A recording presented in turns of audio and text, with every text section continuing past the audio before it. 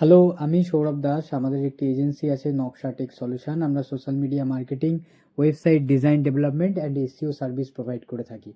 আমার মর্নিংয়ে গিয়েই আজ অফিসে আমাদের ক্লায়েন্টের সাথে ব্রিফিং শুরু হয়।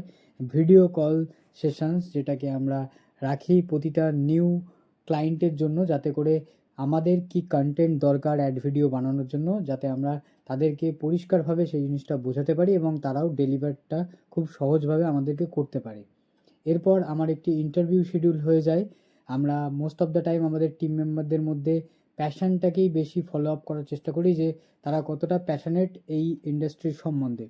তারপর আমাদের অফিসে একজন ক্লায়েন্ট ভিজিট করেন। অ্যাজ ইউজুয়াল তারও সেম প্রবলেম।